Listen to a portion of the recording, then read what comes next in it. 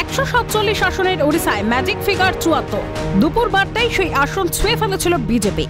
Vote গণনার বেলা যত গড়িয়েছে ততই বেড়েছে জগন্নাথ ধামে বিজেপির আসন সংখ্যা। অনেক কমেছে নবীন পটনায়কের নেতৃত্বাধীন বিজেডির আসন। গণনা ট্রেন্ডে এক ধাক্কায় 50-এর নিচে নেমেছে আসন। ফলে ওড়িশায় 24 বছরের রাজ্যপাট ছেড়ে এবার বিরোধী বেঞ্চে বসতে চলেছেন নবীন পটনায়ক। এই বিধানসভা ভোটে হিঞ্জিলি এবং কাটাবাঞ্জি দুই আসনে প্রতিদ্বন্দ্বিতা করেন নবীন পটনায়ক। ট্রেন্ড মেনে বিকেল পর্যন্ত কাটাবাঞ্জিতে নিকটতম বিজেপি প্রার্থীর থেকে পিছিয়েও ছিলেন তিনি। একইভাবে হিঞ্জিলি আসনে বিকেল পর্যন্ত 2000-এর বেশি ব্যবধানে এগিয়েও ছিলেন নবীন।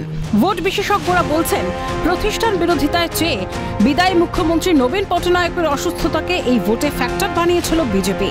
নরেন্দ্র মোদী নিজেও ভোট প্রচারে বন্ধু নবীন পটনায়কের শারীরিক অসুস্থতা নিয়ে উদ্বেগ প্রকাশ করেছিলেন। এই অস্ত্রেই কার্যত নবীন বধে সফল পদ্ম শিবির, বলছে ওয়াকিবহাল মহল। মঙ্গলবার সকালের পর ভোট গণনায় ফলাফলের ট্রেন্ড স্পষ্ট হতেই ওড়িশা জুড়ে বিজেপি কর্মী সমর্থকদের মধ্যে উচ্ছ্বাস এবং উৎসবের মেজাজ। জগন্নাথ ধামে গেরুয়া ঝড়ের মধ্যেই বিজেপির কাছে খুশির খবর অন্ধ্রপ্রদেশেও। উপকূল ঘেঁষা 175 আসনের এই রাজ্যে টিডিপির জয় নিশ্চিত হতেই চন্দ্রবাবু নাইডু ও নরেন্দ্র মোদী অমিত শাহের সঙ্গে ফোনে কথা বলেন। অন্ধ্রপ্রদেশের জোট বেঁধে সরকার করবে টিডিপি বিজেপি।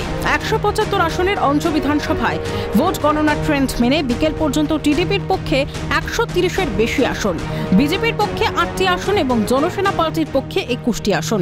ঘটনাচক্রে এই তিন দলের জোট অন্ধ্রপ্রদেশে সরকার গড়তে রাজ্যপালের কাছে দরবার করছে।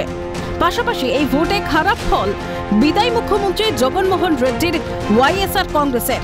10টির বেশি আসন পাওয়ার সম্ভাবনা নেই জগনমোহনের দলের। মঙ্গলবারই পদত্যাগ করতে চলেছেন তিনি। ক্যালকাটা নিউজ।